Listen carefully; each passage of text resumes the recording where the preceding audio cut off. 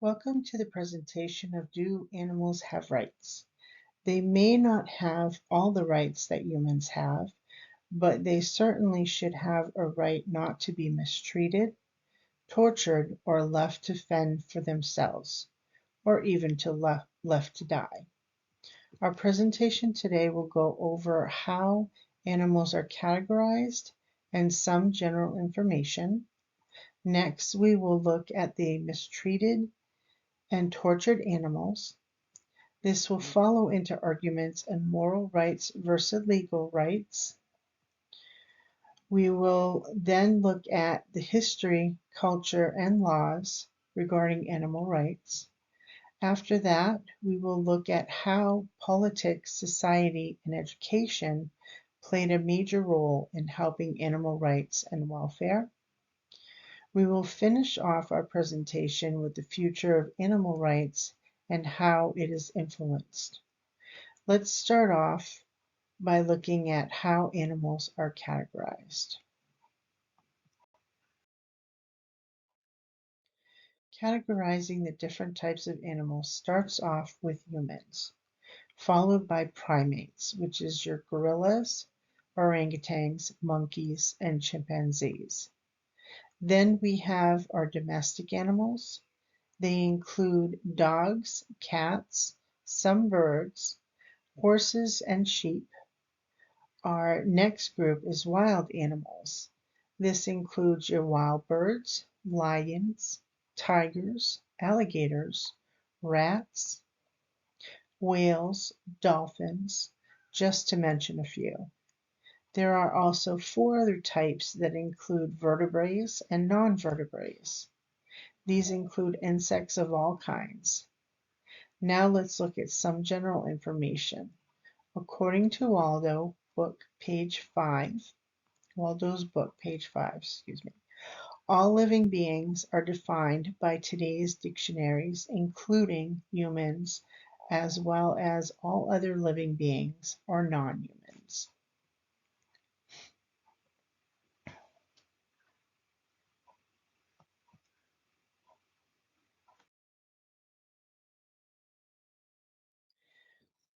So our next slide goes over mistreated and tortured animals. We're going to do a situation that came up in my research. So we have a person, let's say a guy, with an animal, let's say a dog. He leaves this dog outside and never takes him in. He doesn't feed him or give him water. What is wrong? What is the problem with this? As we all can see, this is a very disturbing situation for the dog. This is terribly wrong for anyone to do this to a dog or any animal for that matter. This guy is a jerk, trying to be nice, not spending any time or even feeding this poor dog is outrageous. But let's look a little deeper into this. The guy could have had the worst life when he was a child. If we think of it this way, for worst case scenario, this guy could have been brought up in similar circumstances. That's rough, right?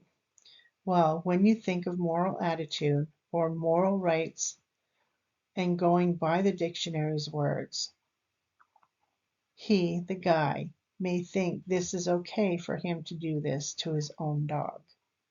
Now we look at the legal rights for comparison.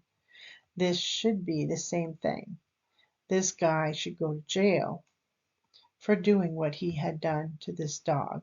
And thinking of the other situation about the guy's childhood, the person should go to jail for doing what they did to this guy.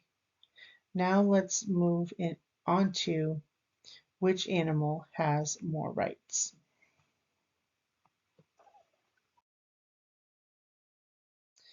Again, in our eyes, all animals should have some kind of right.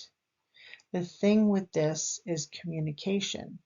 Obviously, animals are not able to communicate verbally with humans.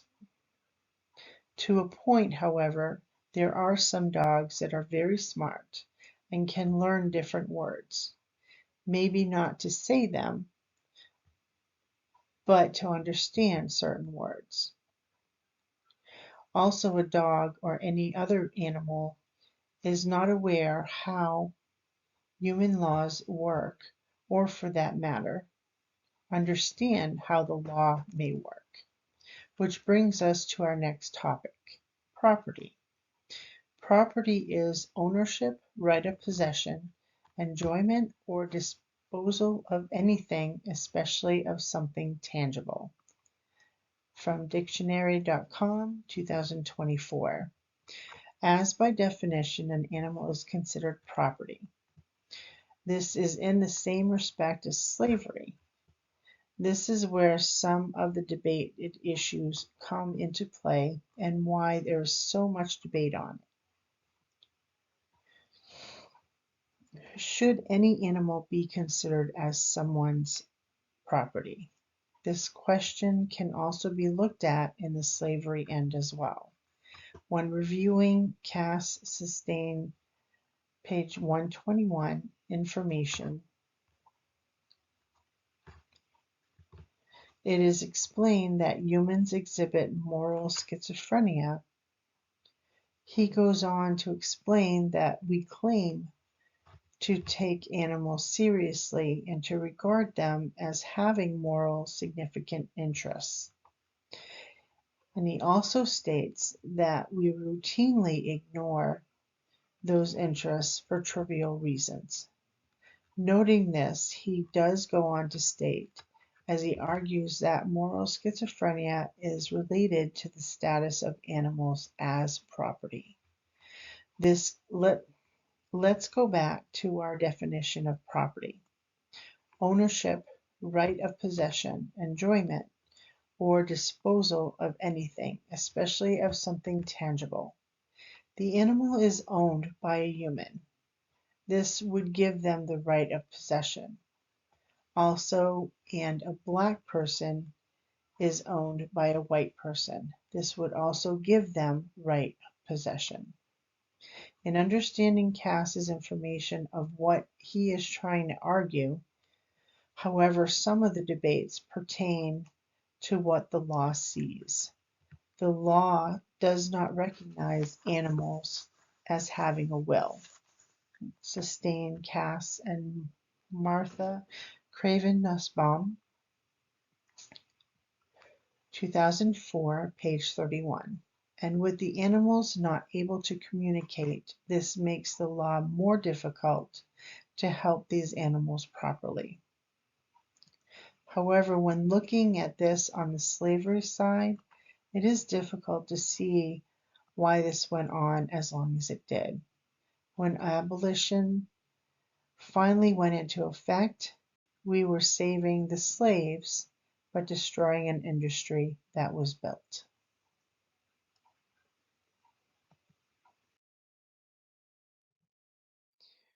Going to our next topic of history, culture, and laws.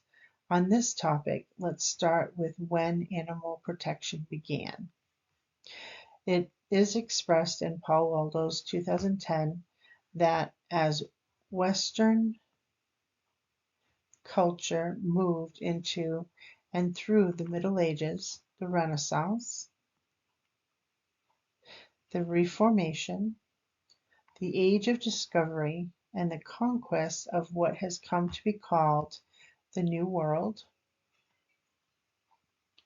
the Industrial Revolution, and on into the 20th century and beyond, animal-friendly views always existed. This does sum up in a short script a good portion of when things began. As for animal protection, and it being in all cultures, this is also in Paul's book, 2010. He shockingly says, yes, that all cultures have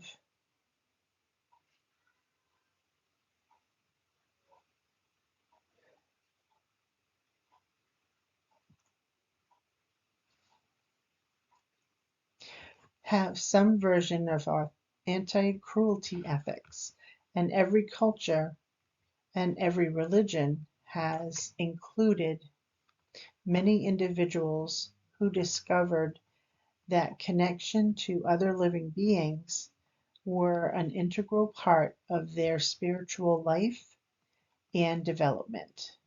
These are very sensitive words, especially with all the poaching that goes on still today. This, sorry. So what is so concerning is how people who do the poaching can be so insensitive on animal rights. But again, we are talking about money and greed and how strong this can take hold of a person. This is so unfortunate that people can act this way. This does bring,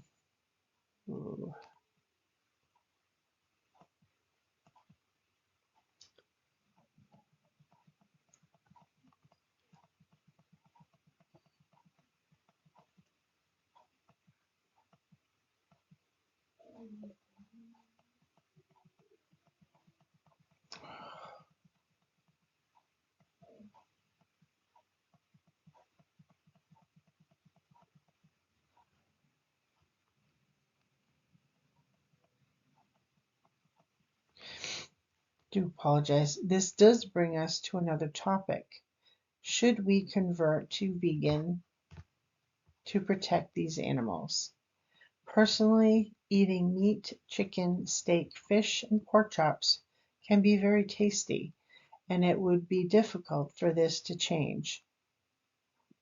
And like most other people who enjoy these types of foods, it is on a personal level that this change would need to occur. Granted, this is a very good cause, and when reviewing Merrick Muller's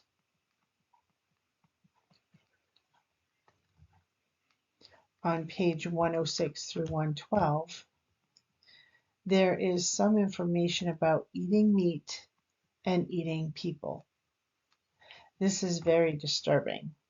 And granted, this would probably have to deal with how a person was brought up. But being naive about these things may be because one does not want to know about the issue of eating people. However, not knowing makes us even more naive, and the best thing to do is to talk about it. Because, as we mentioned earlier, people do like to eat meat. But let's please go back to our initial subject. We were talking about converting to vegan to protect animals, and as it was mentioned earlier, this is a personal choice of becoming vegan. We can bring morals into this and state that this could be a moral obligation to become vegan to help the animals stay safe and not be eaten. Then we could think further on the topic of being a vegan and what choices would be available. Vegetables and more vegetables. And what about fish and seafood? Would this be off limits too? Also, if the whole point of becoming vegan was to save the animals from being eaten, why was this not mentioned before? Would this have given people more incentive to try to become vegan and be more responsible? Are we expected to understand what people are thinking and follow their trends? Is the topic of eating meat and eating people overextended, or a topic that is right on key? Are there laws about this, or maybe laws that can be created? This will bring us to our next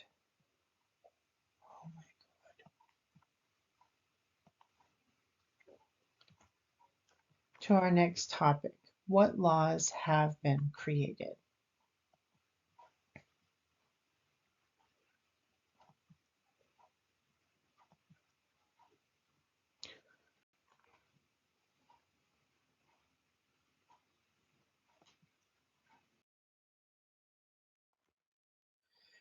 Because of our new casebook animal law, the future of animal rights started to change drastically.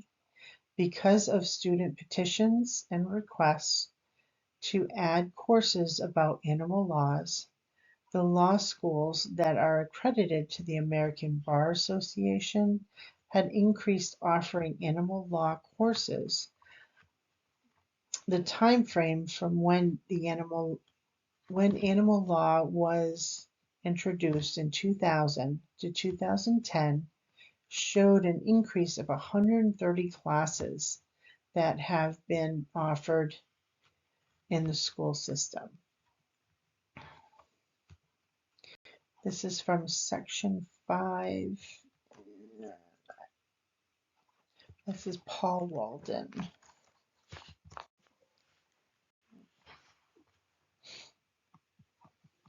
However, there are still some differences that are being dealt with. This is pertaining to farms and industries. Animals are still looked at as property, but by using the court system, laws can be reviewed and changed. This brings up another topic regarding legislation and how society looks at these laws.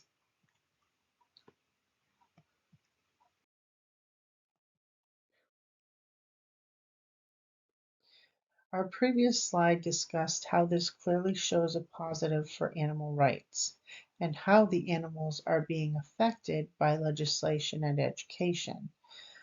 However, there was a setback when the Trump administration took over in January 2017. According to S. Merrick Muller, page 15, there was a decline in federally mandated legal standards for animal well-being. The essay explains that 2 weeks after the 45th president's inauguration, the United States Department of Agriculture, USDA, removed thousands of documents detailing national animal welfare violations from its website after decades of at least minor transparency. The deleted records included annual reports from every commercial animal facility in the United States, from zoos to breeders to farms to laboratories.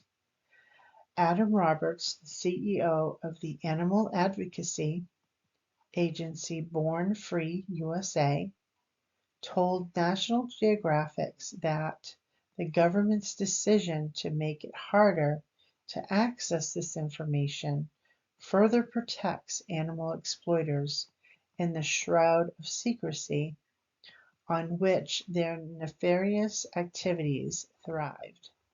And this is from Day 2017, paragraph 5.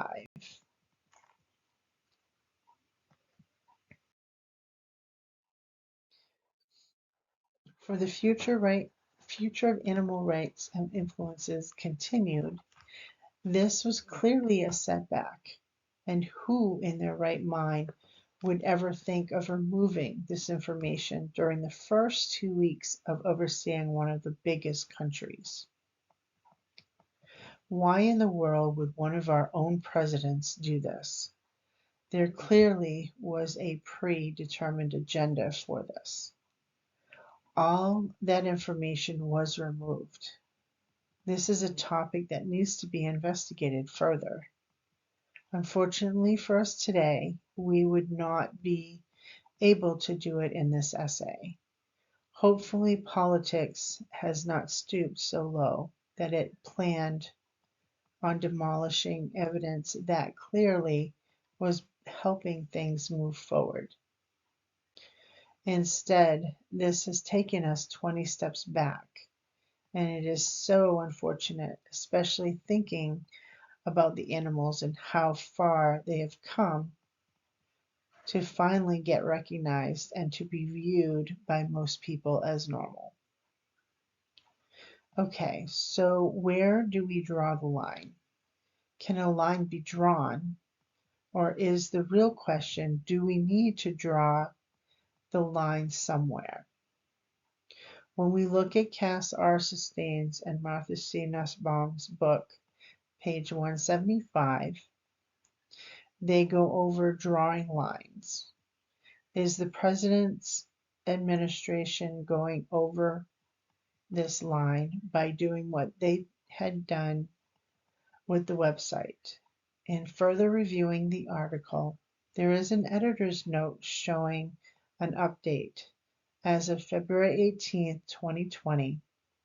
Due to the actions was required to by law as part of the 2020 federal spending bill,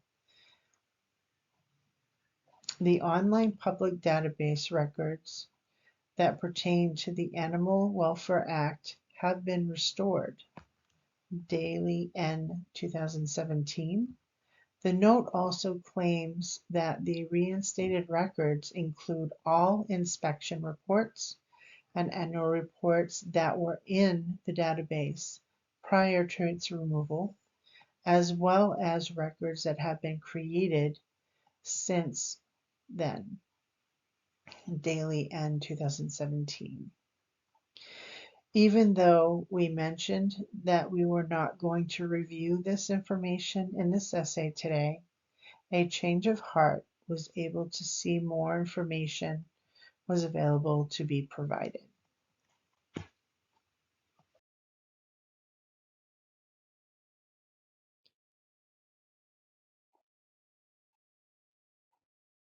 Oh.